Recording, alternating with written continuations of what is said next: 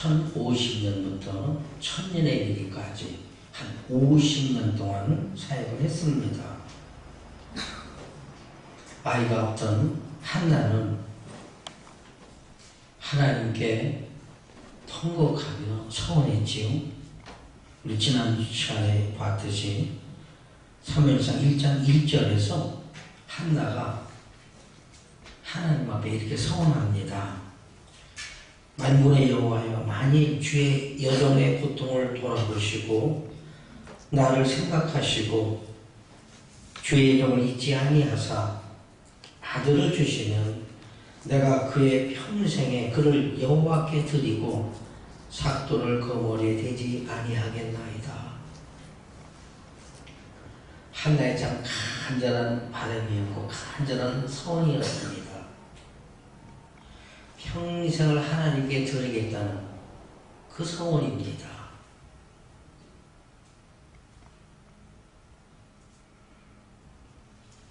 이 간절한 소원에 하나님은 들응답하셔서 그로 하여금 아들을 낳게 하셨지요. 한나는 그 아들을 사무엘이라 이름하고 이제 젖을 뗀 후에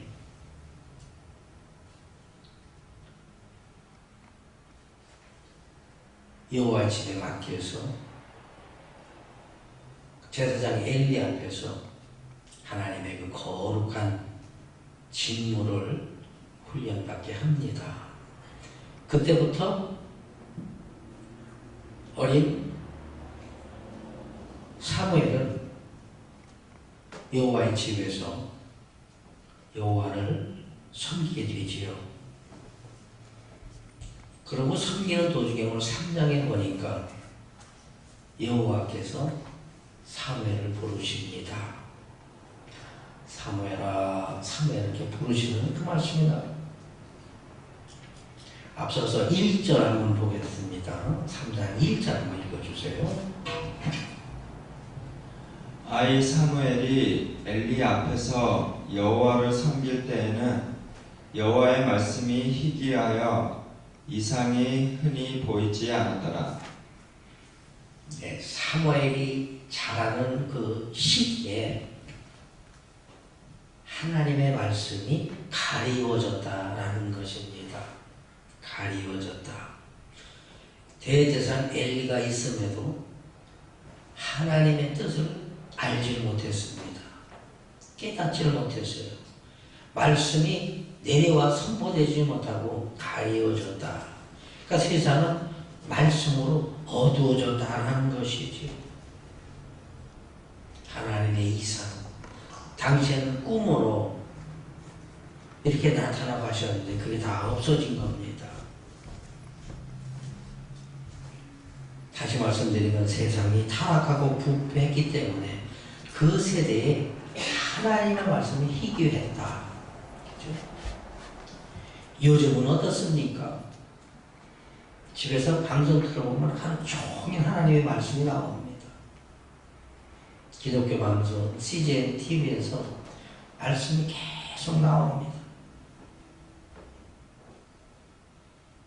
그러면 사회가 많이 정화돼 가고 하나님을 더 잘 믿는 성도들이 많아져야 될 텐데 신문에서 보면 그러지를 못합니다. 이 주님 그렇게 말씀하셨어요. 내가 올 때에 믿음을 보겠느냐. 하나님의 말씀이 참 많이 세상에 있는데 우리의 믿음은 점점 더 단단해졌습니다.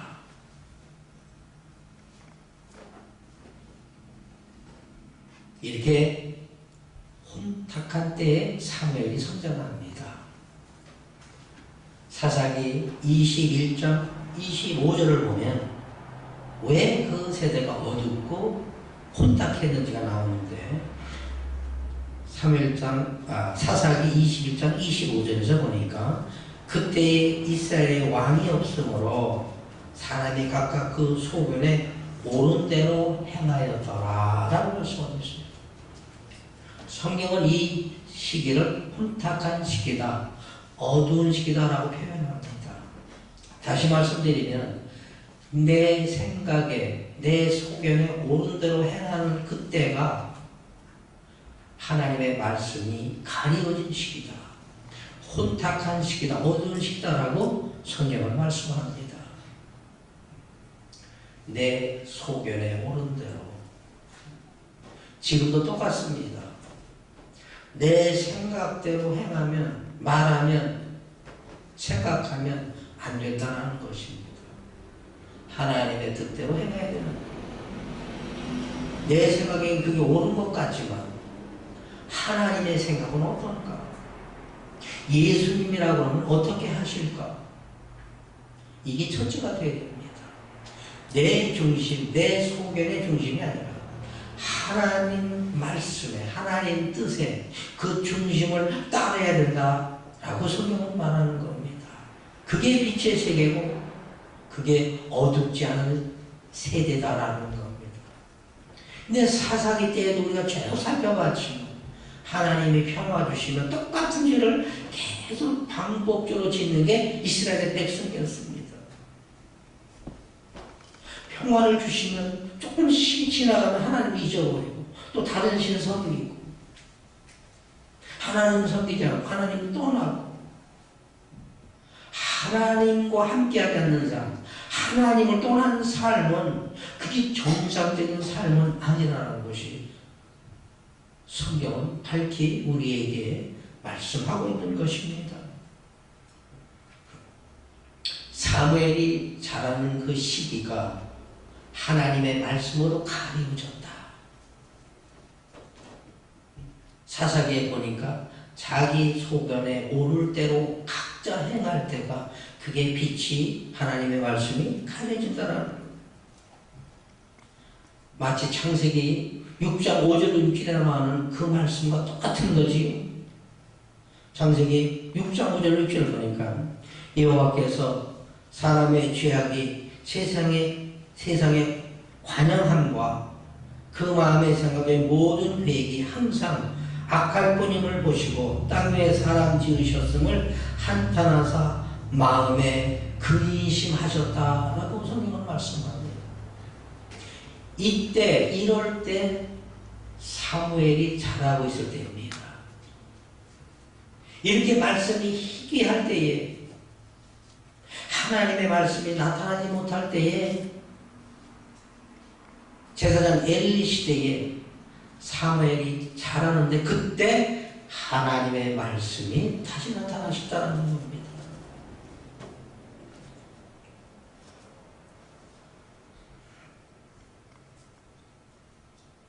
하나님이 그 어두운데 그 혼탁한 세상에 하나님은 사무엘을 부르신 게다.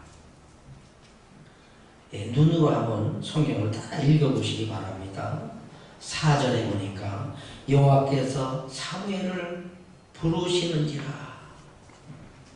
불렀습니다.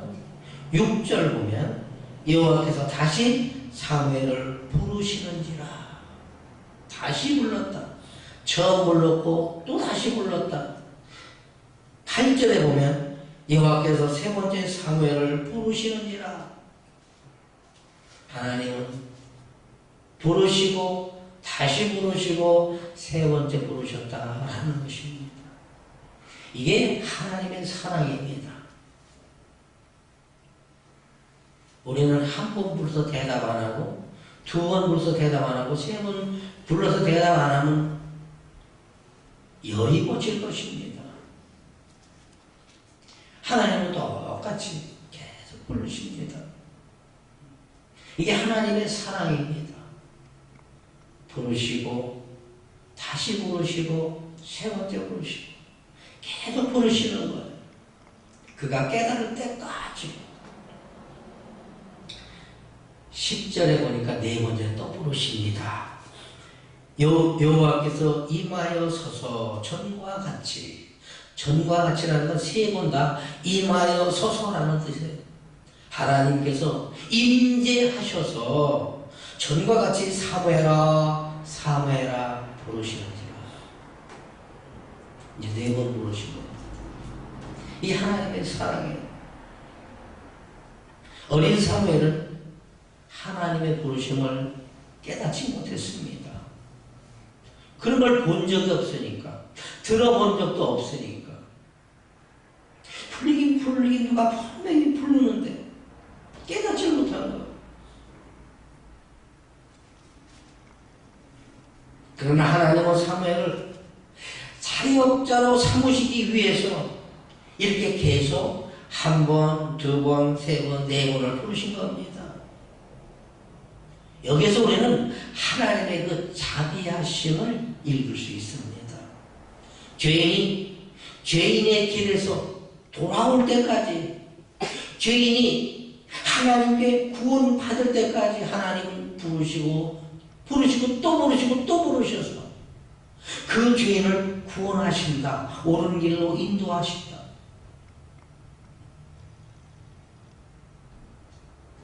죄인을 끝까지 부르시고 기다려주시고 참아주시는 그 사랑이 하나님께 있다는 것입니다. 우리가 말입니다. 하나님이 우리를 불러주시지 않았다면, 또 부르고 또 불러주시지 않았다면, 하나님이 우리를 죄악에서 건져주시지 않으셨다면 우리가 여기서 구원받을 수 있습니까? 하나님은 택한 백성을 그가 죄인의 길로 돌아올 때까지 구원의 그 위에 우뚝 설 때까지 부르시고 기다려주시고 참아주셨다는 것입니다. 이게 하나님의 사랑이고 하나님의 긍휼입니다. 그래서 바울이 고백합니다. 하나님의 사랑. 요한복음 3장 16절에서 하나님이 세상을, 그 세상이라는 건 우리 죄인입니다. 하나님이 우리를 이처럼 사랑하사. 바울은 이렇게 고백을 했어요. 하나님의 그 사랑을 이렇게 고백했어요.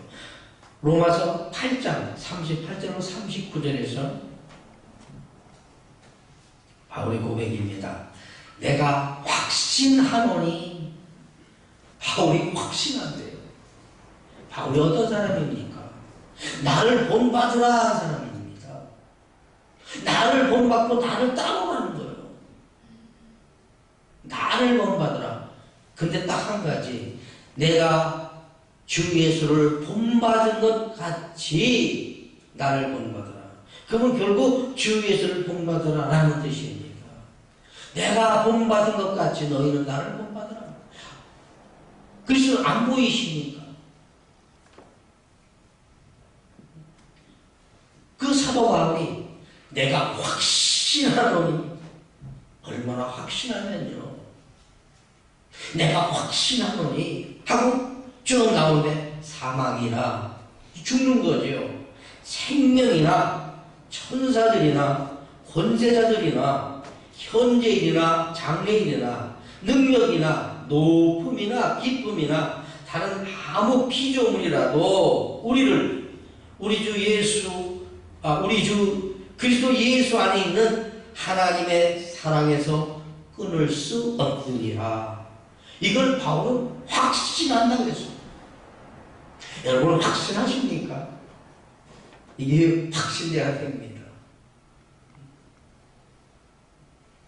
나의 사망이나 생명이나 높음이나 기쁨이나 천사나 마귀나 모든 것, 세상의 어떤 것도 여러분 또 저를 그리스도 예수의 사랑에서 끊을 수 없다는 것입니다. 이게 바울은 확신한다고 합니다. 우리도 바울의 고백처럼 이게 확신돼야 됩니다. 한번 하나님 딱 구원으로 잡은 그 사람은 절대로 구원에서 해지될 수 없습니다. 한번 구원에서는 끝까지 구원한 거예요. 그분은 처음이고 끝까지 변화심이 없으신다고 그랬어요. 그러니까 바울이 이걸 확신한다. 이게 하나님의 사랑이다. 이게 오늘 본문에서 나타나죠. 사무엘아, 사무엘아. 또 부르고 또 부르고 또 부르고 계속해서 그가 알 때까지 부르시는 거예요. 알 때까지 부르시는 거예요. 성경에 4번만 됐지만 더 몰랐으면 더 많이 불렀을 겁니다.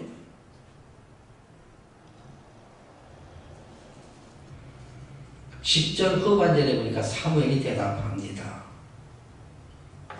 사무엘이 가로되 말씀하옵소서 주의 종이 듣겠나이다. 참 귀한 말씀이시죠. 하나님 말씀하옵소서 주의 종이, 당신의 종이, 하나님의 종이, 하나님의 종된 내가, 제가 듣겠나이다. 이거 사무엘이 깨달은 거 아닙니다. 엘리 제사장에게 배운 거예요. 주의 하나님이 사무엘아, 사무엘아 부르셨어요. 사무엘이 저다가 벌떡 일어나갖고 엘리한테 갑니다.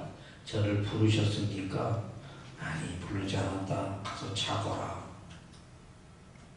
조금 있으니까 또 잠들만해 또 부르는 거야. 사무엘아, 사무엘. 사무엘이 또 벌떡 일어나갖고 엘리한테 가갖고 저를 부르셨습니까? 아니, 나는 널 부르지 않았다. 가서 자거라. 이 과정을 지켜볼 때 하나님이 어떠셨을 것 같아요? 속이 답답했을 것 같아요? 사람이라면 뭐 그럴 수 있겠지요. 그렇게 스님한테 또 부르셨어요. 사무엘아, 사무엘아. 사무엘은 또 일어나가지고요. 또 엘리 제사장한테 가갖고 저를 부르셨습니까? 아니, 그때 사무엘이 자기한테 자꾸 오는 걸 엘리가 생각합니다. 왜 사무엘이 자꾸 저럴까? 아, 하나님이 부르셨구나. 그래서 사무엘에게, 그 어린 사무엘에게 이야기합니다. 다시 또 부르시거든 말씀하옵소서 주의 종이 듣겠나이다. 그렇게 대답하고 가르쳐줍니다. 근데 하나님은 아무것도 모르시는 척하고 네 번째 또 부르신 거예요. 사무엘아, 사무엘. 그때 대답한 겁니다. 말씀하옵소서 주의 종이 듣겠나이다. 여기서 주의 종이 듣겠나이다라는 뜻은요, 그 듣겠나이다라는 건 하나님의 말씀을 귀로만 듣는다는, 청각한다는 뜻이 아닙니다. 말씀을 하시면 그대로 순종하겠다는 것입니다. 그대로 하겠습니다. 그대로 하겠습니다라는 뜻이에요.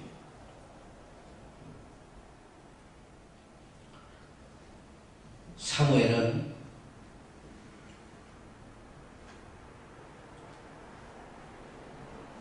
임대 될 때부터 어머니의 기도를 인터뷰했습니다. 어머니 간절히 서운하고 울며 통곡하며 애통하면서 아들 하나 주시면 그를 평생에 하나님께 드리겠습니다. 그 임대될 때부터요. 임대되기 전부터야. 그때부터 자라가지고 자라는 과정, 엄마하고 젖을 떼면은 계속 하나님께서 자라는 거예요. 그러니까 사무엘한테는 뭐 첫째, 둘째 이거 할 것도 없어요. 그냥 첫째밖에 없어. 하나님 섬기는 거 하나밖에 없어요. 하나님 부르니까 말씀하옵소서. 주, 당신은 주, 나는 종이니까. 그죠? 이 주-종 관계가 확실한 겁니다. 왜 우리가 하나님 말씀 순종 잘 못해요? 이게 관계가 잘 안 돼서 그래요. 하나님은 주가 되고 나는 종이 되어야 되는데 한참 살다 보면 어때요? 어때요? 이게 비슷해지면 이게 문제인 거예요. 좀 나중에 하지. 뭐 그러면 안 돼요. 그건 무슨 소리가 막 바뀌는 겁니다. 이게 문제입니다. 사무엘은 그렇지 않았어요. 주의 종이 듣겠나이다. 당신은 주고 나의 주인이고 나는 종이기 때문에 나는 내 자유, 내 소유 아무것도 없다는 게 종이 뭐가 있어요. 옛날에 노예, 종 뭐가 있어요. 그냥 소유권 팔면 하는 겁니다. 그럼 그 종이 그 주인 밑에 가서 또 일하는 거예요. 때리면 맞아야 되고 주면 먹어야 되고 욕하면 들어야 되고 뭐 다른 게 없잖아요. 이 관계입니다. 우리가 하나님의 말씀을 순종할 때 이 관계가 돼야 돼요. 주여 말씀하옵소서. 주의 종이 듣겠나이다. 사무엘이 확신했습니다. 확신했지만 주의 종이 듣겠나이다. 하나님은 이렇게 사무엘을 대제사장 쓰시기 위해서 이렇게 훈련을 나가시죠.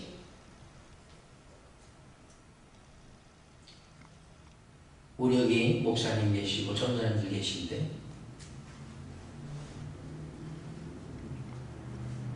우리는 그래도 좀 더 앞에 서서 주여 말씀하옵소서. 주의 종이 듣겠나이다. 그 삶을 살아야 됩니다. 그 삶을 살려면 사무엘이 어려서부터 하나님 섬기는 거 그죠? 그걸 잘 배워서 익히는 것처럼 우리도 그렇게 해야 돼요. 우리 좀 달래야 되잖아요. 목사는 좀 달래야 되잖아요. 하나님 섬기는 거 세상 사는 방법이 좀 달래야 되잖아요.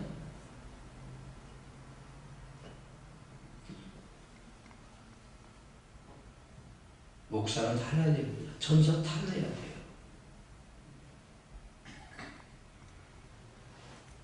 준비해 나갈 때, 준비가 됐을 때에 주의 종이 듣겠나이다 할 수 있는 거예요. 준비가 안 됐으면 들을 수가 없어요. 아버지 말씀하세요. 제가 듣겠습니다. 그러면 말만 듣겠다는 거예요. 실행까지 한다는 거잖아요. 준비가 됐으면 못하는 거잖아요. 지금 사무엘은 준비가 된 겁니다. 하나님께서 하는 거예요. 이사야가 이렇게 고백합니다. 이사야 6장 8절 보니까 내가 또 주의 목소리를 들은즉 하나님이 이사야에게 말씀하셨어요. 내가 또 주의 목소리를 들은즉 이르시되 말씀하시되 누구를 보내면 누가 우리를 위하여 갈고 하나님 그러셨어요. 누구를 보내며 누구를 위하여 갈고 하실 때에 그때 내가 가로되 내가 여기 있나이다 나를 보내소서. 이게 준비된 교육자입니다.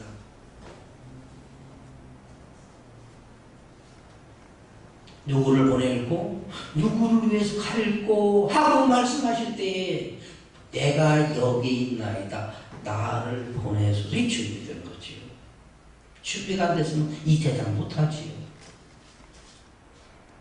제가 교회의 장로입니다.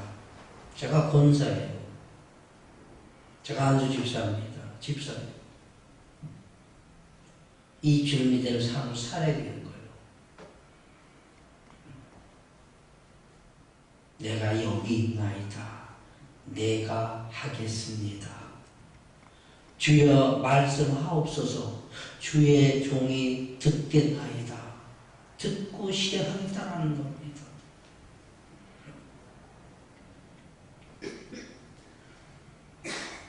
즉각적인 순종. 아브라함이 그랬어요. 창세기 12장 4절에 보니까 이에 아브라함이 여호와의 말씀을 쫓아갔고 말씀을 쫓아갔다. 이게 말씀을 듣는 겁니다. 말씀을 듣는다라는 것은 그 말씀을 듣고 그 뜻대로 행하는 것까지인 겁니다. 히브리서 보니까 뭐라 그래요? 하나님의 말씀을 듣고 떠날 때에 아브라함은 어디로 갈지 알지 못하고 갔다. 알면 뭘 하겠어요? 하나님이 7인도자신데 사무엘이 이렇게 준비됐다는 겁니다. 그러니까 그를 하나님 부르신 거예요. 그를 부르신 거예요. 사무엘아, 사무엘아. 참 얼마나 멋있어요.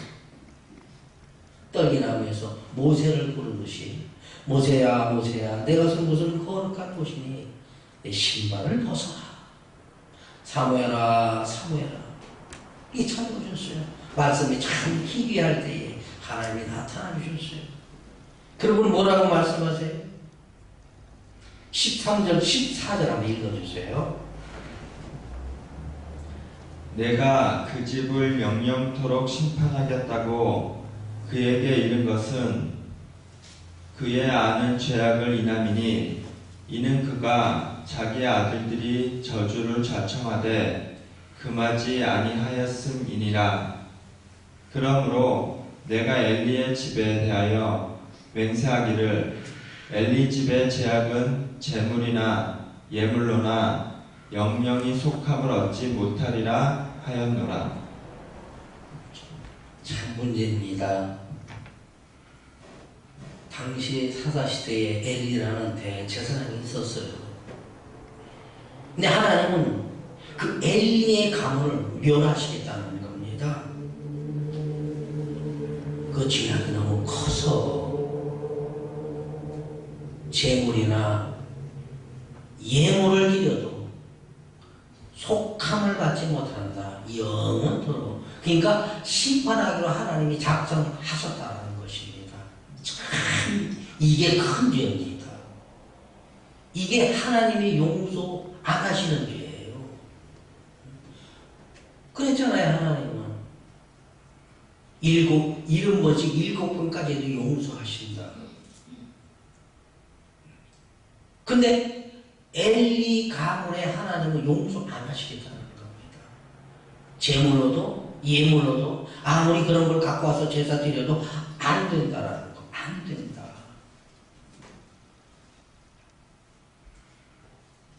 왜 심판하시겠다는 겁니까? 엘리 제사장이 뭐 잘못했어요? 성경에 엘리 제사장이 잘못한 건요 사실 없습니다. 연대책임이에요. 자녀가 잘못하는 걸 그냥 둔 겁니다. 그 잘못을 한번 우리도 생각을 해보세요. 우리 자녀들 잘못하지요. 그냥 두면 어떻게 돼요? 엘리 가정이 된단 말입니다. 사함을 받지 못한다고 그랬어요.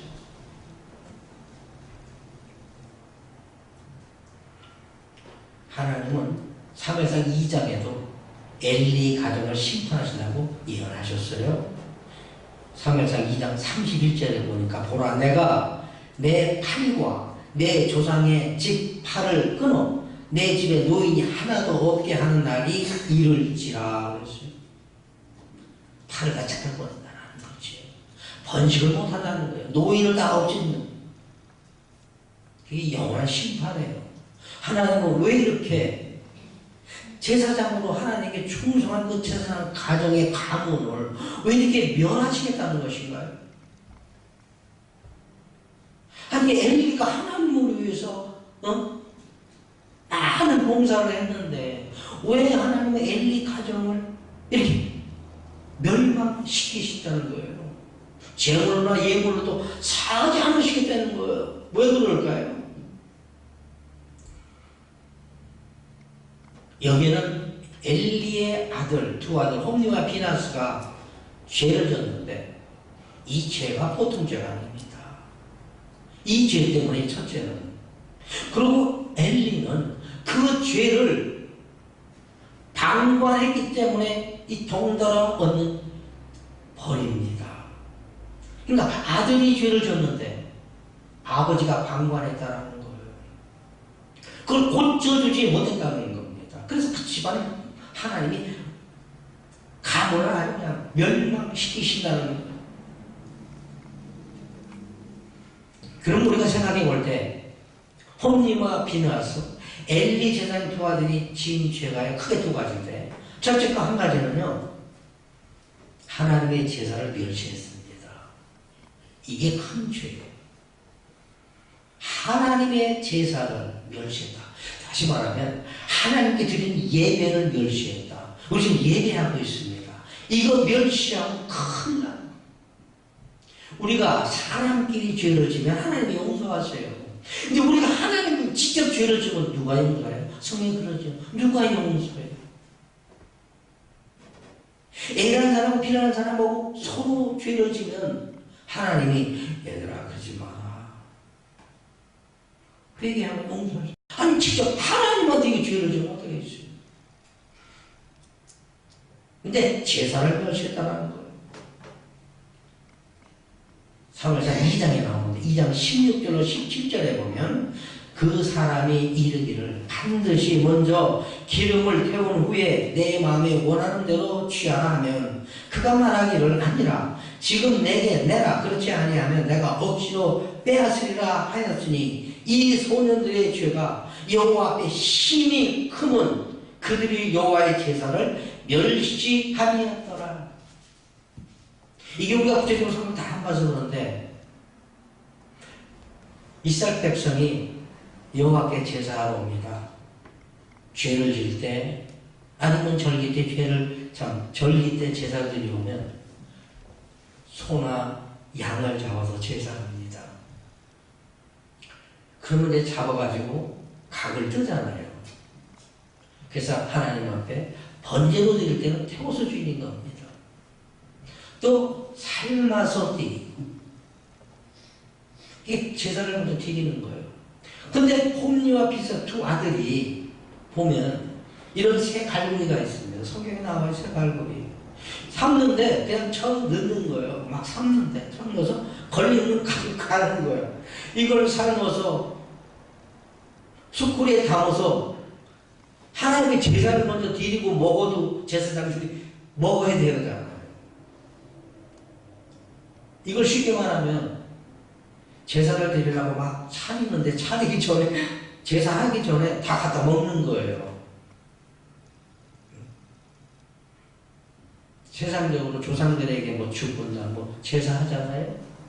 우리 믿는 사람들이 안 하지만 안 믿는 사람들 제사하잖아요. 뭐 기다 그러면 쭉 차려놓고 이제 절하고 그러고 먹잖아요. 뭐 할 거 이렇게 우리 뭐 안 해봐서 모르지만 근데 절도 하기 전에 막 쭉 차리고 뭐 삶고 하는데 다 갖다 먹으면 어른들이 뭐라 그래요? 혼나잖아요. 지금 그겁니다. 하나님 앞에 지금 제사 드리려고 삶고 있는 거예요. 그럼 갈고리를 더 넣어가지고 걸리는 대로 걷다 뭐 그리고 기름을 태워서 번제로 드릴 때 그거 하지 말고 자기 거 달라는 거예요. 날고기 달라는 거야. 삶지 않고 우리 날고기가 필요하다. 그럼 제사 드리러 온 백성들이 아닙니다. 제사를 드린 다음에 가져가세요. 어차피 당신들 목인데 그죠? 제사 드리고 나면 제사 드린 음식은 다 제사장이 먹을 수 있으니까 당신 목이니까 그지 말고 제사 드리고 가져가라 그러면 아니다 이거 내라 막 빼앗아 간 겁니다. 그래서 하나님이 이걸 보시고 하는 거예요. 제사를 저놈들이 멸시했다 그런 거예요. 하나님께 제사를 멸시했다. 우리가 이제 하나님께 좀 신뢰가 좀 예배하고 있어요. 이건 멸시하고 안 되는 거예요. 이게 가장 하나님의 큰 데인데 하나님한테 이 괘씸자가 걸린 겁니다. 너들이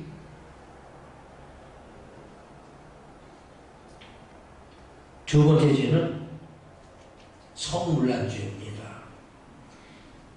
2장 22절에 나오는데 엘리가 매우 늙었더니 그 아들들이 온 이스라엘에게 행한 모든 일과 회막문에서 수종드는 여인과 동침하였음을 듣고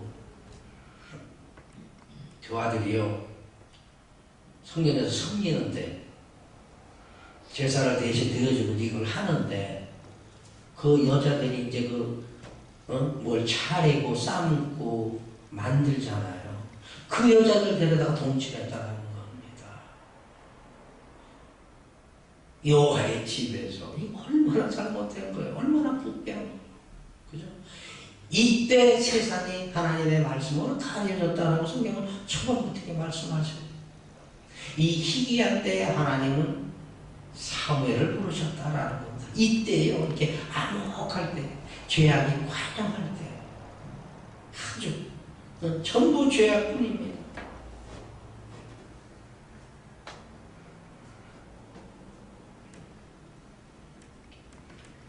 이 두 가지의 그 아들이 죽니다.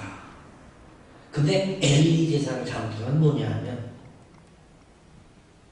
이거를 제지시키지 못한 겁니다. 2장 24절에 엘리는 그 자녀들 이렇게 뻗댔는데도 이걸 엄히 꾸짖지 못한 거예요. 이걸 바로잡지 못했다는 것이지요. 2장 24절에서 내 아들아 그리 말라 내게 들리는 소문이 좋지 아니하니라. 이게 끝입니다. 내 아들들아 그러지 말라. 내게 들리는 소문이 좋지 아니하도다. 이게 끝입니다. 우리 자녀 키우지요.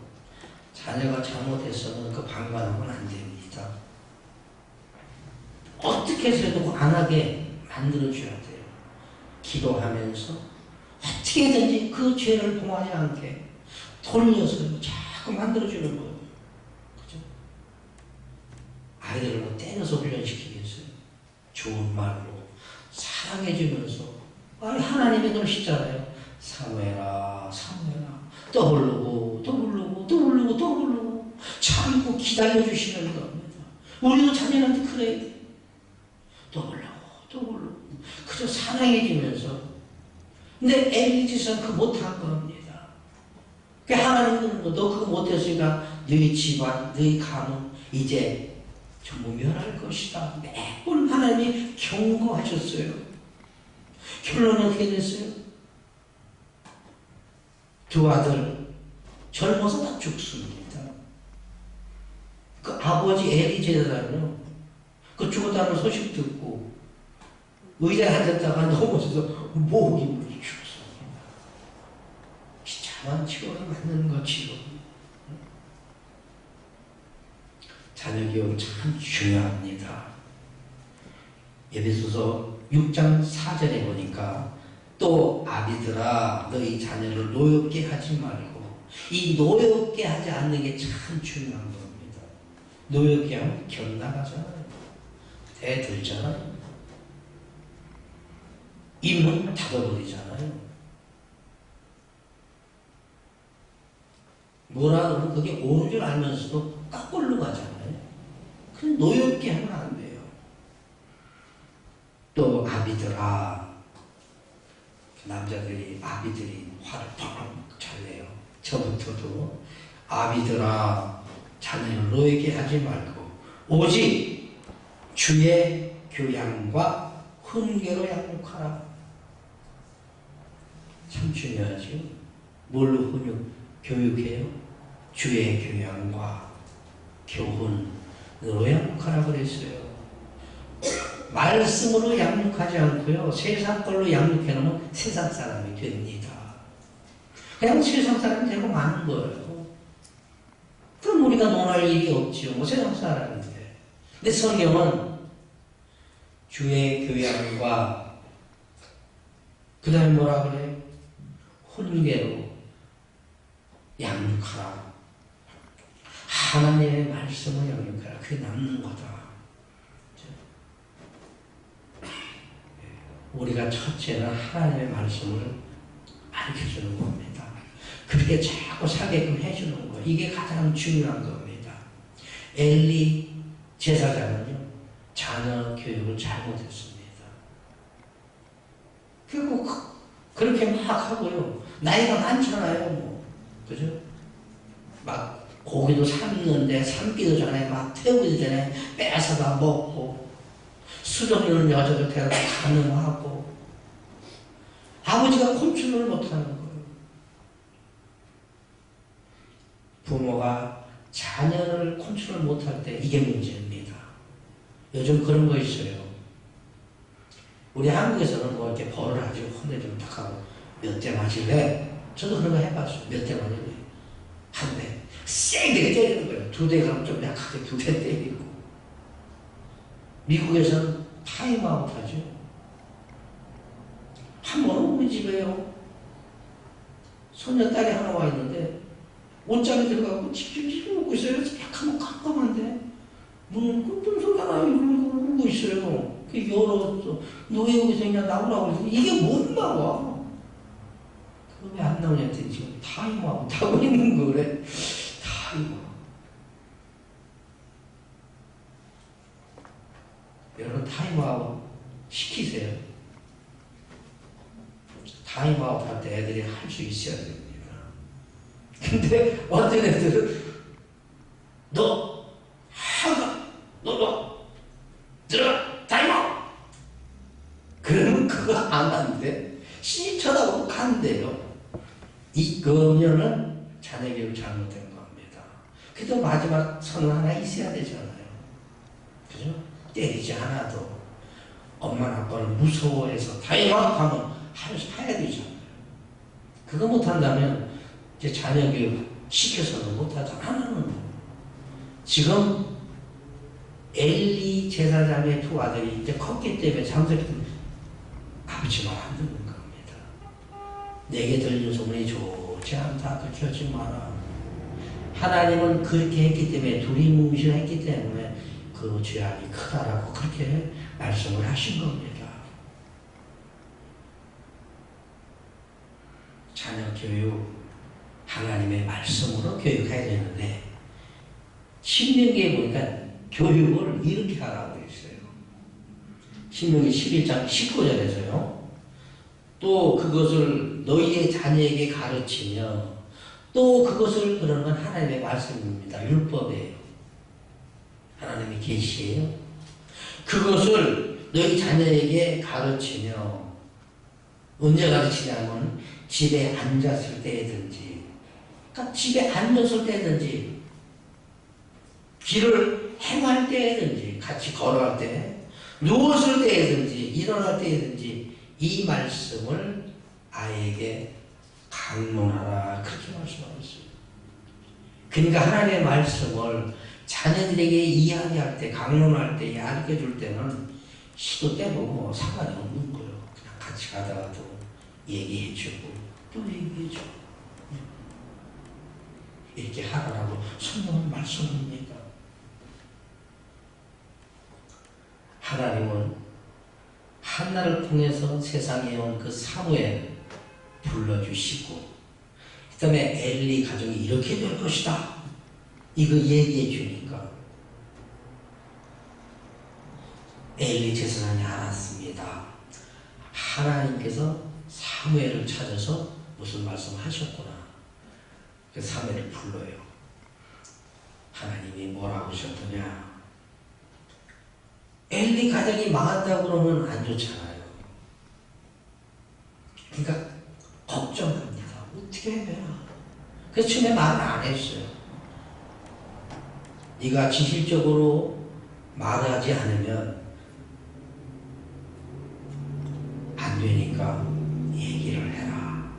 자꾸 얘기합니다. 엘리 제사장이. 그러니까 사무엘이 다 얘기했죠. 하나님이 제게 이렇게 말씀하셨습니다. 당신의 가정, 재물로도 예물로도 사할 수 없고 영영에 닿을 수 없고 다 멸망시킨다고 그랬습니다. 솔직하게 얘기했어요.